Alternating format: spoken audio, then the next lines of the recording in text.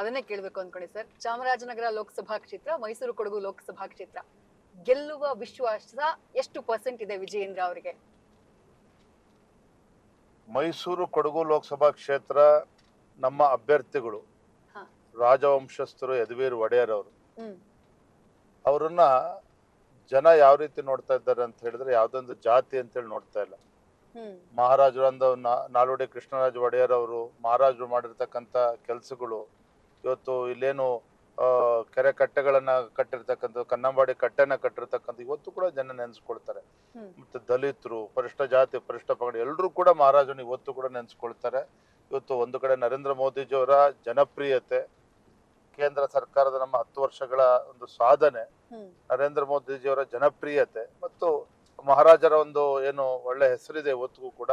ಹಾಗಾಗಿ ಈ ವಿಚಾರ ಇಟ್ಕೊಂಡು ಇವತ್ತು ನಮ್ಮ ಯದುವೀರ್ ಒಡೆಯರ್ ಅವರು ನಮ್ಮ ಅಭ್ಯರ್ಥಿ, ನನ್ನ ಪ್ರಕಾರ ಕನಿಷ್ಠ 1.5 ಇಂದ 2 ಲಕ್ಷ ಅಂತರದಲ್ಲಿ ಅವ್ರು ಗೆದ್ದೇ ಗೆಲ್ತಾರೆ. ನಮ್ ಗೆಲುವಿನ ಬಗ್ಗೆ ಆತಂಕ ಇಲ್ಲೇ ಇಲ್ಲ. ಸ್ವತಃ ಮುಖ್ಯಮಂತ್ರಿಗಳು ಬಂದು ಇಲ್ಲಿ ಬಿಟ್ಟಿದ್ರು ಸಹ ಇಲ್ಲಿರ್ತಕ್ಕಂಥ ಪ್ರಜ್ಞಾವಂತ ಮತದಾರರು, ಎಲ್ಲಾ ಸಮಾಜ, ಎಲ್ಲ ವರ್ಗದ ಜನ ಬಿಜೆಪಿ JDS ಬೆಂಬಲಿತ ಅಭ್ಯರ್ಥಿ ನಮ್ಮ ಒಡೆಯರ್ ಅವ್ರಿಗೆ ಬೆಂಬಲವನ್ನು ನೀಡ್ತಾರೆ. ಅವರು ಒಳ್ಳೆ ಹಂತದಲ್ಲಿ ಗೆಲ್ತಾರೆ. ಮತ್ತೊಂದು ಕಡೆ ಚಾಮರಾಜನಗರ ಲೋಕಸಭಾ ಕ್ಷೇತ್ರ ನಮ್ಮ ಹಿರಿಯರಾಗಿರ್ತಕ್ಕಂಥ ಸಂಸದರಾಗಿರ್ತಕ್ಕಂಥ ಶ್ರೀನಿವಾಸ್ ಪ್ರಸಾದ್ ಜಿ ಅವರು ಹಿಂದೆನೆ ತೀರ್ಮಾನ ಮಾಡಿದ್ರು. 6 ತಿಂಗಳ ಹಿಂದೆನೆ ನಾನು ಮುಂದೆ ಚುನಾವಣೆ ಸ್ಪರ್ಧೆ ಮಾಡೋದಿಲ್ಲ, ನಾನು ರಾಜಕೀಯದಿಂದ ನಿವೃತ್ತಿ ಘೋಷಣೆ ಮಾಡ್ತೇನೆ ಅನ್ನೋ ಮಾತನ್ನ ಹಿಂದೆನೆ ಹೇಳಿದ್ರು. ಆರೋಗ್ಯ ಮತ್ತು ಬೇರೆ ಬೇರೆ ವಿಚಾರವನ್ನ ಮುಂದಿಟ್ಕೊಂಡು ಇವತ್ತು ನಮ್ಮ ಡಾಕ್ಟರ್ ಬಾಲರಾಜ್ ಅವರೇನು ಸ್ಪರ್ಧೆ ಮಾಡಿದ್ದಾರೆ. ಸಜ್ಜನ ರಾಜಕಾರಣಿ. ನಾನು ಕಾಂಗ್ರೆಸ್ ಅಭ್ಯರ್ಥಿ ಯಾರಿದ್ದಾರೆ ಅವ್ರ ಬಗ್ಗೆ ಏನೇನು ಆರೋಪಗಳು ಬರ್ತಿದೆ ಅದ್ರ ಬಗ್ಗೆ ನಾನು ಚರ್ಚೆ ಮಾಡೋದಕ್ಕೂ ಹೋಗಲ್ಲ, ಅದ್ರ ಅವಶ್ಯಕತೆನೂ ನನಗಿಲ್ಲ. ಆದ್ರೆ ಅದ್ರ ಅವಶ್ಯಕತೆನೂ ಇಲ್ಲ. ನಾವು ಜನರ ಮುಂದೆ ಹೋಗ್ತಿರ್ತಕ್ಕಂಥದ್ದು ಸಕಾರಾತ್ಮಕ ಒಂದು ಕಾರ್ಯಯೋಜನೆ ಮಾಡ್ಕೊಂಡು ಹೊರಟಿದ್ದೇವೆ. ಮೋದಿಜಿಯವರ ಸಾಧನೆ, ಕಾರ್ಯಕ್ರಮಗಳು, ನಮ್ಮ ಅಭ್ಯರ್ಥಿಗಳ ಪ್ಲಸ್ ಪಾಯಿಂಟ್ಸ್ ಏನಿದೆ, ಹಾಗೆ ನನಗೆ ಸಂಪೂರ್ಣ ವಿಶ್ವಾಸ ಇದೆ. ಚಾಮರಾಜನಗರ ಲೋಕಸಭಾ ಕ್ಷೇತ್ರವೂ ಸಹ ನಾವು ಗೆದ್ದೇ ಗೆಲ್ತೇವೆ. ನನ್ನ ಪ್ರಕಾರ ಒಂದು 75,000 1 ಲಕ್ಷ ಅಂತರದಲ್ಲಿ ನಾವು ಗೆಲ್ತೇವೆ ಅನ್ನೋ ವಿಶ್ವಾಸ ನನಗೆ ಖಂಡಿತ ಇದೆ. ಮೈಸೂರು ಕೊಡಗು ಲೋಕಸಭಾ ಕ್ಷೇತ್ರದಲ್ಲಿ ಸಿದ್ದರಾಮಯ್ಯ ಸೇರಿದಂತೆ ಕಾಂಗ್ರೆಸ್ ನಾಯಕರು ಬಳಸ್ತಾ ಇರೋದು ಒಕ್ಕಲಿಗಾಸ್ತ್ರ. ಒಕ್ಕಲಿಗರಿಗೆ ಟಿಕೆಟ್ ಕೊಡ್ಲಿಲ್ಲ, ಒಕ್ಕಲಿಗರನ್ನ ಸೀಟ್ ನಿಂದ ಕೆಳಗಿಳಿಸಿದ್ರು.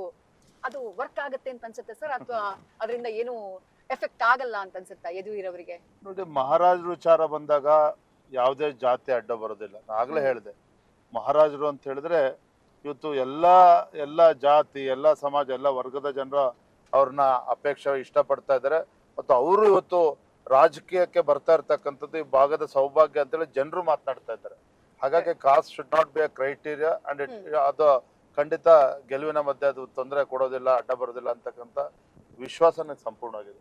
ವಿಜಯೇಂದ್ರ ಅವರಿಗೆ ಪ್ರಕೃತಿ ಅಂದ್ರೆ ತುಂಬಾ ಇಷ್ಟನಾ ಸರ್? ವಿಂಡೋ ಕೆಳಗಿಳಿಸಿ ನೋಡ್ತಾ ಇದ್ರಿ? ನಾನಷ್ಟಲ್ಲ, ತಂದೆಯವರು ಸಹ ಒಂದು ನೆಮ್ಮದಿ ಸಿಗ್ತದೆ ನೋಡಿ ಈ ಪ್ರಕೃತಿ ಮಧ್ಯೆ ಹೋಗ್ತಕ್ಕಂಥದ್ದು. ಎಂತ ಬೇಸಿಗೆ, ಬರಗಾಲ, ಇಡೀ ರಾಜ್ಯದಲ್ಲಿ ಇವತ್ತು ಭೀಕರ ಬರಗಾಲ ಇದೆ. ಇವತ್ತು ಕೆರೆ ಕಟ್ಟೆಗಳಲ್ಲಿ ಸಂಪೂರ್ಣ ಒಣಗೋಗಿರ್ತಕ್ಕಂಥದ್ದು. ಇವತ್ತು ಜನ ಜಾನುವಾರುಗಳಿಗೂ ಕೂಡ ತೊಂದರೆ ಆಗಿ ಕಾಣ್ತಾ ಇದ್ದೇವೆ. ಇದ್ರ ಮಧ್ಯೆ ನೀರು ನೋಡ್ತಕ್ಕಂಥದ್ದು ಅದೇ ಒಂದು ಖುಷಿ. ನಿಜ. ನ್ಯೂಸ್ ಫಸ್ಟ್, ನಿರ್ಭೀತಿಯಿಂದ ನಿಮ್ಮ ಪರವಾಗಿ.